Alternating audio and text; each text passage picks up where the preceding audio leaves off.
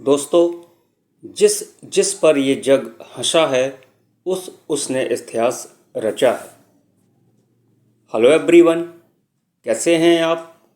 आपका स्वागत है आपके अपने ही यूट्यूब चैनल पर जिसका नाम है इंग्लिश बाई छवि सर। तो दोस्तों, आज मैं डिस्कस करने जा रहा हूँ क्लास 12th की ग्रामर से ट्रांसफॉर्मेशन ऑफ सेंटेंसेज को। दोस्तों, ट्रांसफॉर्मेशन ऑफ सेंटेंसेज में जो टॉपिक आज हम लोग पढ़ने जा रहे हैं वह एक्टिव एंड पैसिव वॉइस का पार्ट सेकंड है। दोस्तों, इस वीडियो के पहले मैंने इस एक्टिव एंड पैसिव वॉइस का पार्ट फर्स्ट अपलोड कर दिया है। जिस किसी ने पार्ट फर्स्ट न देखा हो वह ग्रामर नाम से बनी हुई प्लेलिस्ट में जाकर पार्ट फर्स्ट देख सकता है।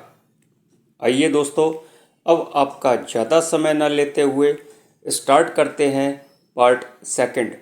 और पार्ट सेकंड में हम लोग आज प्रेजेंट कॉन्टिन्यूअस टेंस, जो कि प्रेजेंट का सेकंड टेंस है, उसको डिस्कस करेंगे कि किस प्रकार प्रेजेंट कॉन्टिन्यूअस टेंस के एक्टिव से पैसिव सेंटेंस को बनाया जाता है।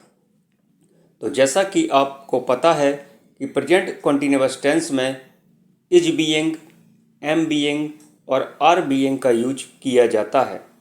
आइए एग्जाम्पल के माध्यम से समझते हैं। पहला एग्जाम्पल है, I am reading a book. मैं एक किताब पढ़ रहा हूँ। दोस्तों, पिछले वीडियो में मैंने आपको फार्मूला बताया था कि जब भी पैसिव वॉइस बनाते हैं तो सेंटेंस की शुरुआत ऑब्जेक्ट से करते हैं। तो इस सेंटेंस में जो आपका ऑब्जेक्ट है वो ए बुक है। तो ए बुक को देखते हुए हेल्पिंग वर्ब लगाएंगे इज, और इज के साथ बीइंग का यूज करेंगे। थर्ड फॉर्म रखेंगे। रीड की थर्ड फॉर्म रीड ही होती है, लेकिन फर्स्ट फॉर्म को रीड पढ़ते हैं, सेकंड और थर्ड फॉर्म को रेड पढ़ते हैं। थर्ड फॉर्म के बाद हम बाई का यूज करते हैं और बाई के बाद सब्जेक्ट का यूज करते हैं। तो ये जो आई है जब उठकर पीछे जाएगा ऑब्जेक्ट के स्थान पर तो आई का मी हो जाएगा।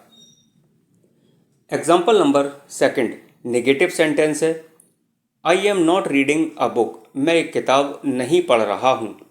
तो देखिए, जब भी सेंटेंस में इज नॉट, एम नॉट या आर नॉट का प्रयोग होगा तो पैसिव वॉइस बनाते समय भी ऑब्जेक्ट को देखते हुए is not being, am not being या आर नॉट बीइंग का यूज करेंगे। ऑब्जेक्ट से शुरुआत करते हैं। ऑब्जेक्ट है ए बुक। ए बुक के साथ हेल्पिंग वर्ब यूज करेंगे इज नॉट और बीइंग लगा देंगे। इसके बाद थर्ड फॉर्म लगाते हैं रेड। थर्ड फॉर्म के बाद यूज करेंगे बाई का और बाई के बाद यूज करेंगे सब्जेक्ट का। तो ये जो आई है जब उठकर पीछे जाएगा ऑब्जेक्ट के स्थान पर तो ये मी हो जाएगा। अब बात करते हैं एग्जाम्पल थर्ड की, जो कि इंटेरोगेटिव एग्जाम्पल है। Am I reading a book. क्या मैं एक किताब पढ़ रहा हूँ?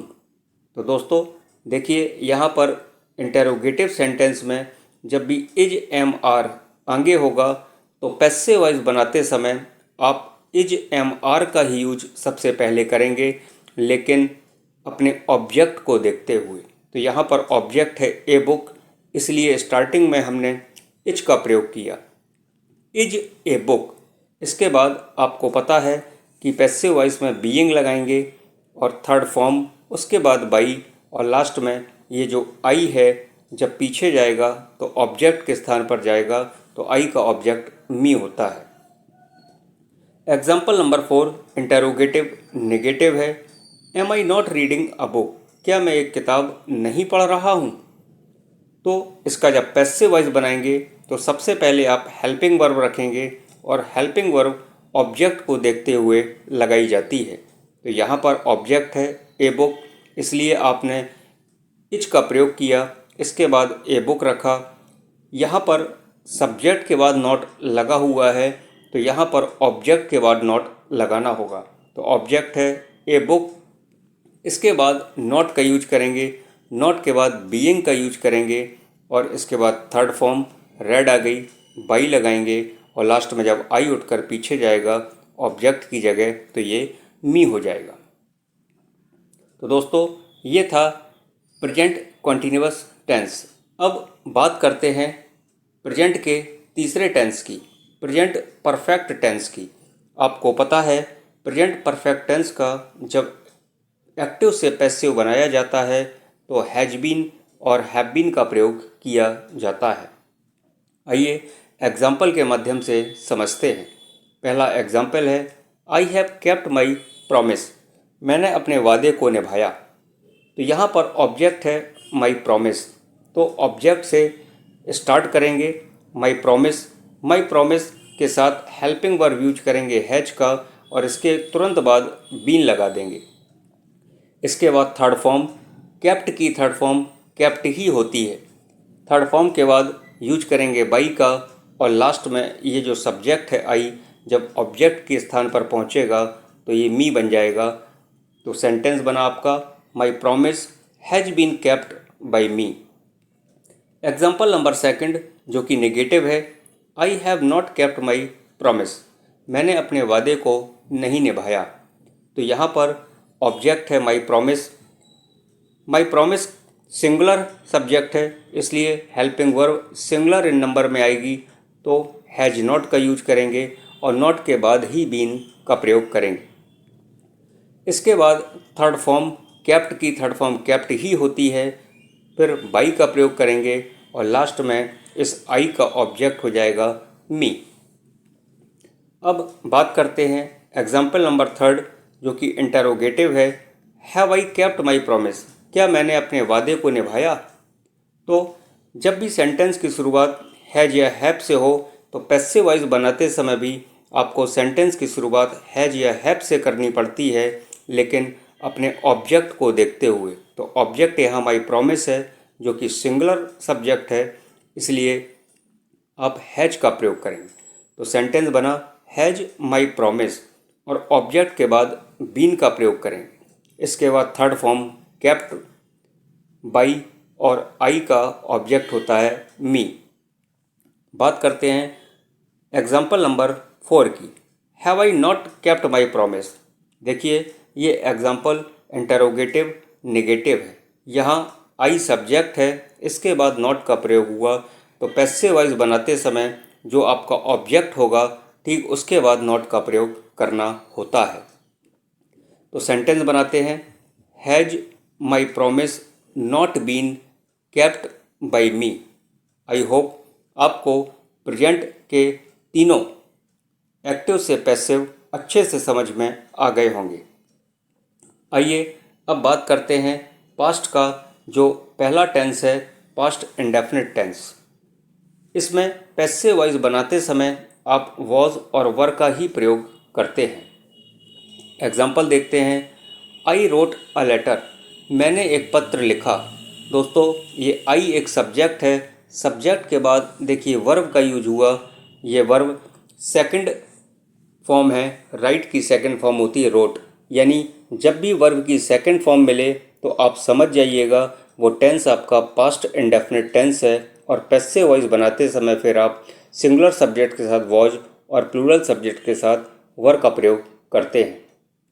इस सेंटेंस का पैसिव वॉइस बनाते हैं, ऑब्जेक्ट है आपका ए लेटर सिंगुलर है इसलिए हेल्पिंग वर्ब वॉच का प्रयोग करेंगे और हेल्पिंग वर्ब के बाद फॉर्मूला कहता था थर्ड फॉर्म का, तो राइट रोट और रिटन थर्ड फॉर्म होती है राइट की रिटन।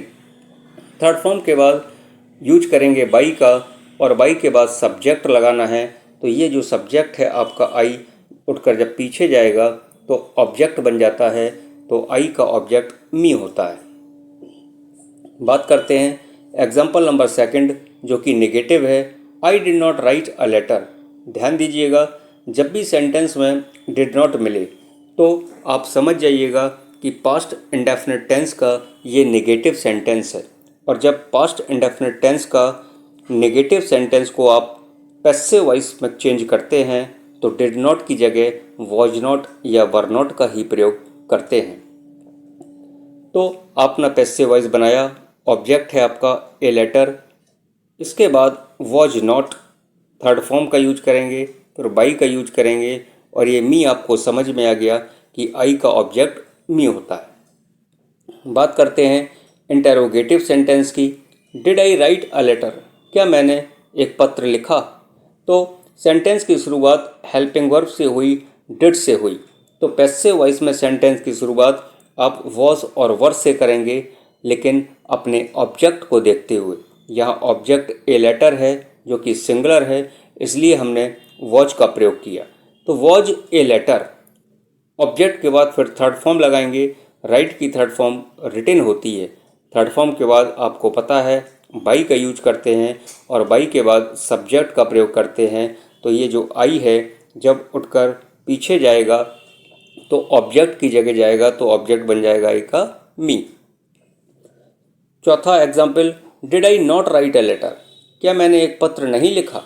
तो ध्यान दीजिए यहाँ सब्जेक्ट के बाद नॉट है, तो यहाँ आपका ऑब्जेक्ट के बाद नॉट लगाना होता है। सेंटेंस बनाते हैं, was a letter not written by me. तो दोस्तों ये थे आपके एक्टिव से passive part second. Part first में केवल आपने प्रेजेंट इंडेफिनिट टेंस के बारे में सीखा और सेकंड पार्ट में आपने present continuous, present perfect, past indefinite, past continuous और पास्ट परफेक्ट को सीखा। केवल आपने केवल पास्ट इंडेफिनिट टेंस सीखा। अब जब थर्ड वीडियो इसका आएगा तो उसमें बाकी के जितने भी टेंस हैं, जैसे कि past continuous, past perfect, future indefinite, future perfect tense, इनका आपको इस वीडियो के बाद में दिखाई पड़ेगा। तो दोस्तों ये वीडियो कैसा लगा कमेंट करके ज़रूर बताइए। यदि आपने अभी तक English by Chhavi sir channel को सब्सक्राइब न किया हो तो चैनल को सब्सक्राइब करिए, बेल आइकन को प्रेस करिए। दोस्तों वीडियो पसंद आया हो तो वीडियो को लाइक करिए और अपने दोस्तों के साथ शेयर करना बिल्कुल भी मत भूलिए। Thank you for watching.